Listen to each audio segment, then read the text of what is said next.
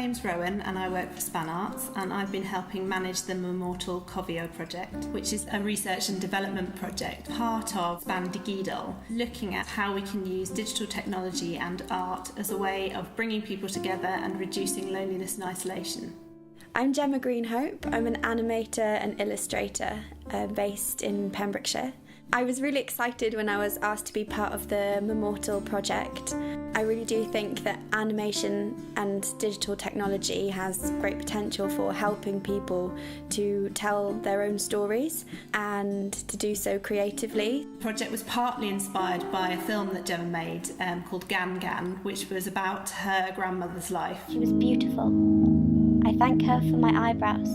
She wore gypsy skirts and headscarves. She loved the outdoors. We thought, well, it would be brilliant to produce something that could help other people to make something similar.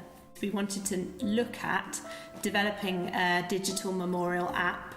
We didn't know what that was going to look like. My name's Owen. One of the things I do is make apps, and also I teach psychology. So they're two things that I think relate to this project quite well. So I spent a lot of time looking at all the different websites and apps and software that was related to memorials and people's end of life and death. And I found lots and lots of them, but absolutely none that relate to the sort of topics that we're looking at. What's it like to be someone at the end of their life, someone to be reflecting back? The project aims to help people prepare for death and think about dying in a new way, and work with people who were coming to the end of their lives, either because they were older people or people that had a terminal diagnosis, or people who had experienced bereavement of some kind. The animation was done using an iPad with an app called Stop Motion Studio and some very simple DIY rostrums. We worked with a number of groups. We also worked with 6 one-to-one participants. When my wife brought home the description of the app, I said, that's exactly what I've been looking for. I'm Andrew Hunter Graham, known as Hunter. I'm a bit of a rebel, and I don't want a funeral. And the idea of a celebration is much nicer. I have an extended family which reaches to North Seattle and across the Olympic Peninsula and down into the mountains of Tennessee, let alone across the UK. I mean, I'd love them to be able to have a party one day, but the party would be online. My name is Charlene Agostini, and I live in Bryn Berrien.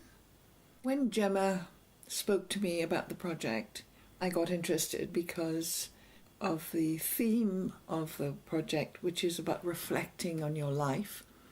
And as I had just retired, it seemed like a wonderful opportunity to do that. I'm Neil and I live at Kilgetty. I thought that other people would like to make memories of their life or their loved ones, posterity really. I've taken quite a lot of interest in other people and their bereavement to help them in a way. I am Roseanne Hawksley. My full name was Roseanne Jill Pibworth Scott Hawksley. I like the point of view because of my age and my approaching death. I don't know what I want to do now. I miss working terribly. From the visual point of view, I concentrated on death rituals and eventually the causes of death by the misuse of power. If you wanted my full title, it's Lewis Clement Thomas Joseph Embra. The only problem I've got is loneliness. The family leave about 8 o'clock in the morning and I don't see them till at the very earliest 4:30, 5. I wanted people to have an insight into my background, my life before I died. Because my father, who was in the Royal Navy in the First World War, we never knew anything about his experiences in the wartime.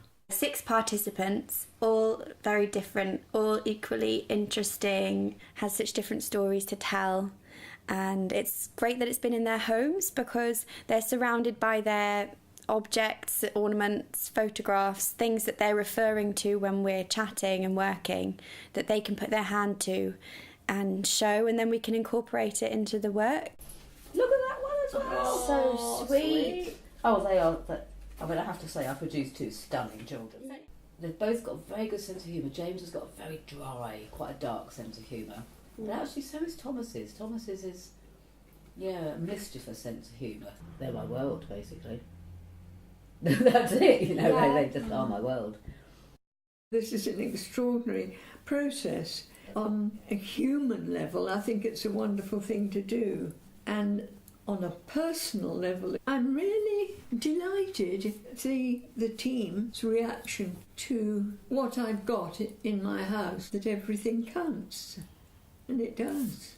And I love bones now, and I work with bones. I've got an attic full. So I suppose I've been lucky being inquisitive on the dark side of life as well as the good side.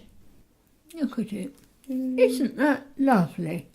Lewis, he had this little coffee grinder that he'd used to grind wheat as a boy in Italy when he was living with his grandmother. And that's me there in Italy at about 13, cutting the wheat with a hand sickle, not a scythe. My grandmother stoking it up.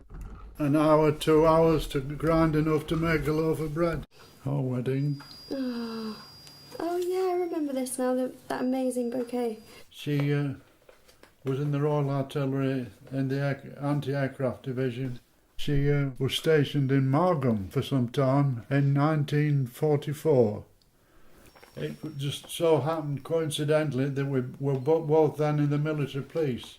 We got married in a place called Higham on the Hill, and that's us there on that photograph there. When I got married, both my wife and I had the princely sum of £4.10 between us. This last month we would have been married 70 years. I was really lucky to have had somebody like her.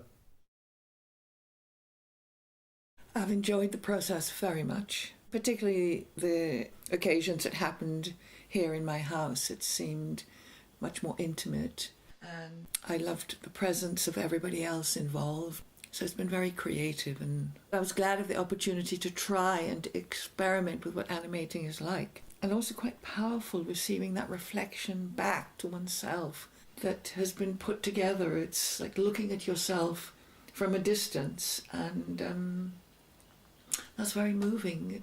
What was really exciting about the way we did this was the process we used to create the app by consulting people who this app related to. And what was interesting is that we managed to get really creative ideas about what the app could look like and what it could do. It needs to be adjustable so that if you don't mind sharing your stuff, you can. But if you want to hide it all, there's controls. So control, that's it. So I think we've managed to get 3 really interesting prototypes together. They're full of content that Gemma has created with different participants that I think really brings it to life. The first one is based around a physical object, which is a cabinet. So we've called it the Cabinet of Curiosities.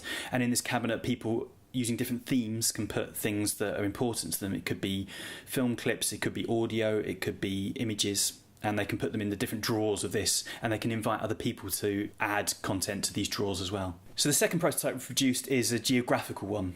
That uses a map to allow people to select places that are important to them and have significant memories at. And then in each place on that map, it allows them to add content that is related to that. So the third one we've called the process-based prototype, because we found from talking to the participants that one of the things they valued most was the process itself, the idea of reflecting on things and talking about things that had happened. So this prototype acts like having a chat with someone, and the person who you're having a chat with asks things about you, asks you to submit relevant photographs and videos. It was really great to, at the end of the project, bring everyone together and unveil the prototypes and get people to test them. If you've got masses of stuff and you want to record it in some way, the cabinet was helpful for that. You want that the things in the drawers can also be on the map, yeah. The same things, yeah. And you can switch between perspectives. There are things hidden here but placed. Mm-hmm. That draws me very much towards the cabinet. I think that's fabulous. As a concept, it could be, dare I say it, viral, but as an app. We're really hoping that from this point we can use the ideas that have been generated to bring in some more funding and build some of these apps for real, and then test them out with people in the community. I know that all the participants have got a huge amount out of it. It's helped people to look at their lives in a different way and move on maybe to the next part of their life. I have suffered failure and enjoyed a few successes along the way. I'm proud of my children's achievements, and those of my grandchildren too. So far to go. I'm so lucky to have been saved to the last. Having Rose by my side, the extended family has led to many flights of fancy far and wide. Never a dull moment. I tried my best. Love is all you need. Have faith, honour, and be kind to all. So long. Goodbye. It's been good to be alive and to know you. Be happy. Love H.